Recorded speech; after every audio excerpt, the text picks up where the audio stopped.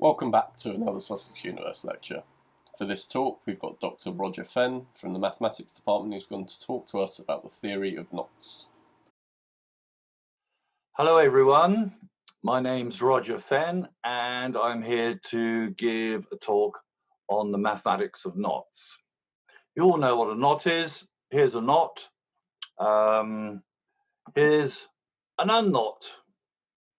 So there are all sorts of different knots, and I want to talk about the mathematics of it. Right, let's have a pretty picture. There's a pretty picture from the Book of Kells, and it's a knotted dragon by the look of it. But what's that got to do with mathematics? Well, in fact, why should we even bother to study mathematics? Well, my standard answer to that is if somebody says, what's the point of knot theory? I answer with an equally silly question, what's the point of daisies? Okay, that's the answer to that. But there's also practical reasons, and I will try and show you some practical things. And here's a molecule, and this molecule is knotted. You could probably see that. And here's another molecule, which is also knotted. And if you have a molecule, or perhaps a DNA chain, and it's knotted, and the way it's knotted will obviously affect its physical and chemical properties. So this is a fairly recent development, and so studying this kind of situation in space, which we want to see with knots, is very important and is fairly new. So let's think about how we're going to represent knots. So I will get rid of this. And so we want to represent a knot. Okay, so imagine in space we've got a knot like this. Okay, that's going to be a knot.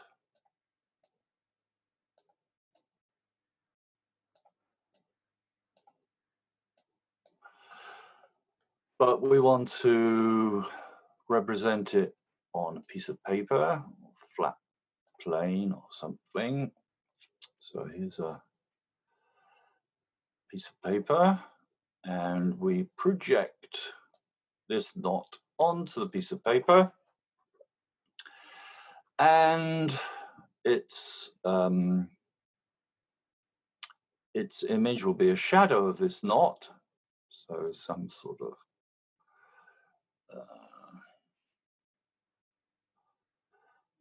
curve here, and we might actually might want to change this to a different color. So there might be another component here, say. So sometimes knots with more than one component are called links. Anyway, this projection from space onto a plane is going to lose information. So what can we do about that? Well, we have a technique. So if we want to say that this bit of red arc is above this bit of black arc, we just make a little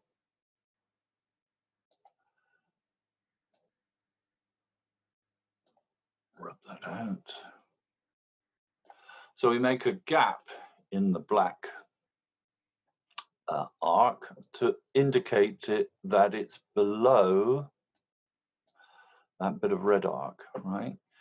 And we can do the same here. So let's suppose we want the red arc to go beneath the black arc. Then we do that. And let's put a bit of black in there. Oops, it's still a rubber. Let's no, we want black, don't we? So there. So that gives an indication of this knot up here, and we can do that with all the other crossings and so on. So for instance, there, whoops. Right, let's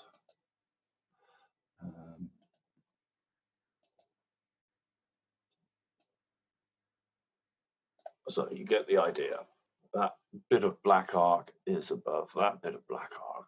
Okay, so it's demonstrated a knot. So that's a way of representing knots, and it's called a diagram, a knot diagram, and that's what we work from. So let's get rid of that. Back to here. Now, we have this way of representing knots. Let's have a look at methods we get.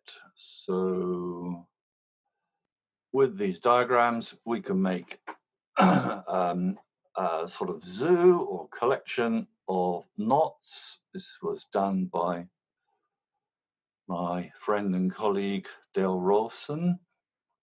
So here we have the trivial knot. Here we have the trefoil. This is the figure 8 knot, and this is the cinquefoil, and so on. Not all of them have names, but they all have numbers. So for instance, 5-2 means it's got 5 crossings, and it's the second one in the list of 5. You see there's 2 with 5 crossings, there's 3 with 6 crossings, 7 with 7 crossings, and then it goes up exponentially, and it becomes, well, complicated, knotted, in fact. There was a hope that you could sort of sort out all possible knots with one component in this manner. I think that's hopeless. I don't think anybody will ever do that. It's just much too complicated. Well, how do we know that, for instance, this cinquefoil is different from the trefoil? It looks different, but that's not good enough for mathematicians. We have to prove it. Well, we need a method of getting from one diagram to another diagram, and this is by using what are called the Meister moves. So we'll get rid of this. So Kurt Meister, German mathematician, and he invented these moves, which you do on a diagram. So let's look at his first one. I'm not going to write out Meister again, so I just say R. So R1 is we take a loop like this in the diagram, and we undo it. So this goes to this. And it can also go back again, of course. And the twist could also go like this. So, and of course I can go back again. So that's the first Meister move, fairly obvious. And now the second one, R2, we've got an arc here, and I changed the color, I think. So let's have a red color. And now this is the same as if we untangled the red like so. So this is another change which we can do to the diagram. Okay. Good. Now that's two of the moves, and there's a third. I think we're going to need to have a clear whiteboard to do this. So here's a, not make it too big. Okay, here's one arc. No, let's get rid of that. Let's do it over here. This is going to be R3. So there's an arc there, and let's change the color. That's another arc, and then there's a further arc which we'll do in green, and that goes like this. Okay, so that's going to be the same as, change back to black again. So once again, we do this, and this is going to be a change. And let's say red again, and same thing again. But this time, the green one is going to move under that crossing. Okay, so it appears as though this green arc has moved under this black and red crossing. But you could think of it as the black arc moving over the green-red crossing, or alternatively, the red arc, which is sort of halfway between those two, is moving between the black and green crossing. Okay, so there's three ways of looking at that. So that's the Meister 3 move. And the thing is, if we have a knot K, one, say, or a knot diagram anyway, here, and another knot diagram K2, and they represent the same knot if and only if there's a sequence of these Meister moves going from K1 to K2, etc. Okay, so that's how we determine whether two diagrams are the same. And if we can find some property which is invariant under these moves, then we will have an invariant of the knot. So let's clear that and let's get rid of that. All right. Aha. Now here we have a diagram of a knot, and I bet you didn't realize that it's actually the unknot. So there's a sequence of Meister moves which take this knot to the trivial knot. You may be able to see that. For instance, this arc going down here can be pushed over to here, and so that simplifies things. Anyway, and you get there by pushing this arc through underneath this crossing, and so on. And then you do use a number of Meister moves to make this into the unknot. So there's an even more mysterious picture here. This is called the Perko pair, after Perko, who discovered that these are 10 crossing knots, and they even had a name, 10161 and 10162. They were considered to be different, but then he found they were actually the same. And you can get from this one to this one, even though it looks doubtful, but you can, just using the Meister moves. We now want to make some invariants which distinguish knots. So let's have a look at what we can do with something called three coloring.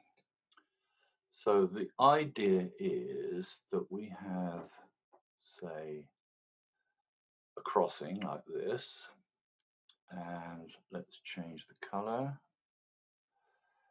And we're going to have three colors. Do red here, and we're going to do green after this arc has passed under the black arc. Okay, so this is three coloring, and it's a good one if we can do it so that so that at least two colors are used, and there is a rule, of course, that's allowed, and in fact, always seem to have gone blue, doesn't matter. Okay, that's allowed either way, but what is not allowed is if we use only two colors, let's say. So that is not allowed because the red doesn't change as it goes under. So this is not allowed. Okay, but these two are allowed. Let's get rid of that, clear that. And let's see if we can do this with a trefoil.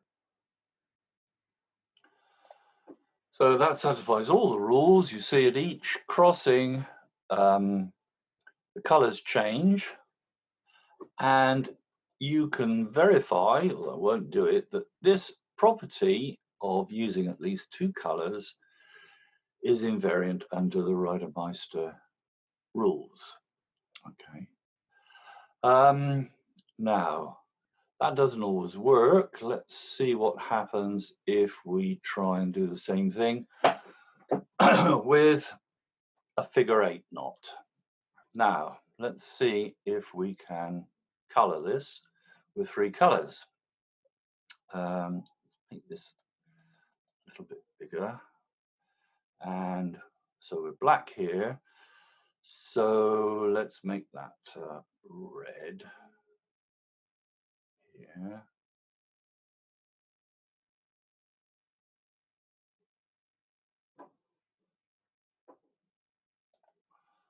All right, and then that red is going under. Because that will have to be a different color now, so make that green. And there we go. So that's green. That red goes under the green. It has to change color. It has to be black. That's all right. But we've got green and black here, so this has to be red. So let's make that red. And, oh, well, we can't have two colors, but we can have one color. So we'll make that into red, but then you see, you can already see we've got this is only using two colors, as is this one here, so that's not allowed. So we cannot three color a figure-8. So that tells us that the figure-8 is different from the trefoil, but it doesn't tell us it's any different from the unknot. See, because the unknot also can't be coloured with more than one colour. So that's hopeless. So that's a useful invariant, but we can actually make it even better. So I'm going to so this is going to be, I'm going to go now into higher math mode. So you'll have to excuse me if you've never heard of groups. But before that, we'll see how this works in general. So here's a crossing. Okay, and this is what goes underneath. And we're going to color this. We're going to number the colors from 1 to n, and we'll call this color I. And we'll call this color J. And we'll call this color K. And how are they related? Well, one way of thinking of it is that I is the average value of the two arcs underneath. So twice I, if you like, twice I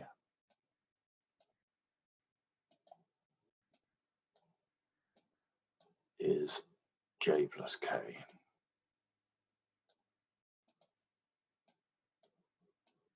So that's the formula.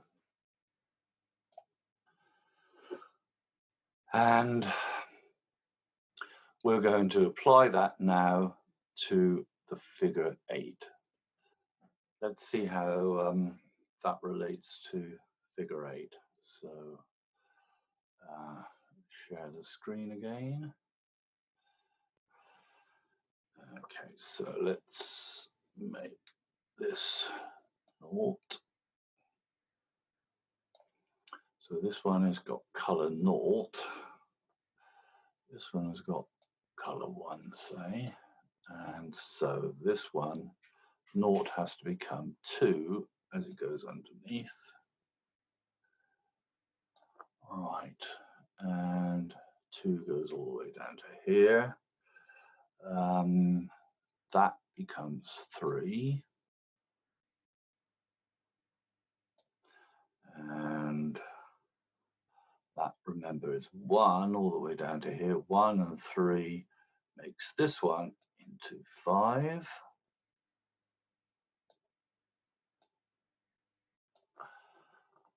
But 5 is the same as naught. So we get 5 equals naught. So the magic number associated with the figure 8 is 5. And don't worry that 5 is naught. It's just, remember, days of the week, 7 is naught. Because there are 7 days in a week, and then it starts repeating again. So because that's 5, the magic number for the trefoil is 3. So 3 is different from 5, therefore this is not the same. Well, we knew already that this was not the same as a trefoil, but this proves that the figure 8 knot is not the same as the unknot. All right, so let's get rid of that and explain why this works. Well, the most general thing, we're going to have to go a bit technical now. We're going to take a group G,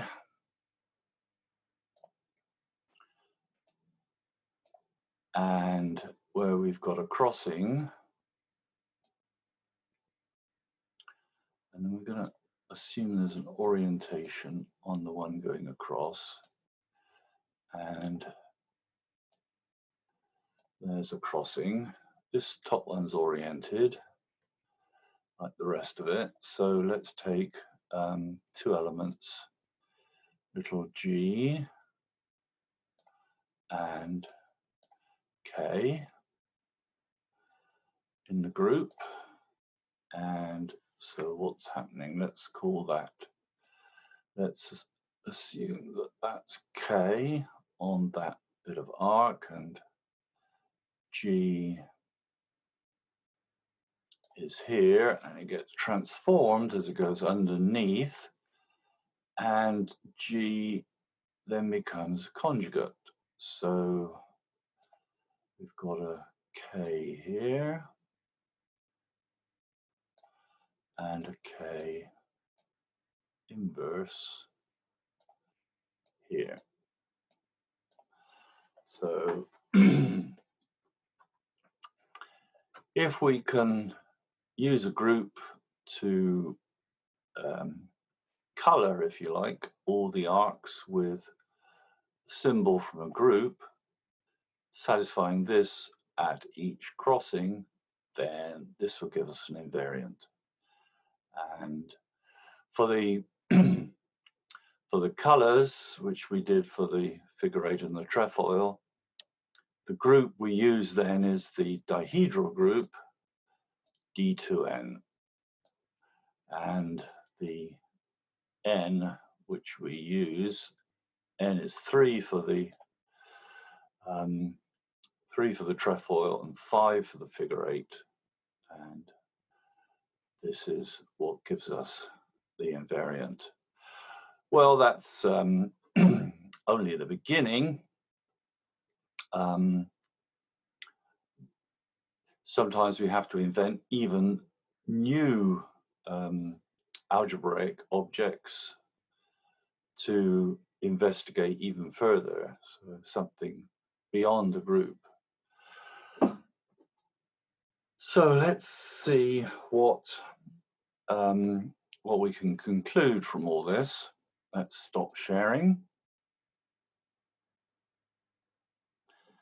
and explain something about the history of knots. Well, I've got some stuff here which I can read out. This the first person to think about knots was Gauss, Carl Friedrich Gauss, a real hero of mine, one of the best mathematicians and physicists who ever lived. And he had a student called Listing, and he looked into knots. And then there was, well, to abbreviate this considerably, Lord Thomson came up with the idea that atoms were knots of swirling vortices in the ether. And so a Scottish physicist, Peter Tate, decided to make the first list of knots because he thought he might come up with the elements, the atomic elements in this manner. Well, okay, the theory of the ether was discredited. I mean, it was proved that it didn't exist. So this theory was abandoned, but let me read the latest work from the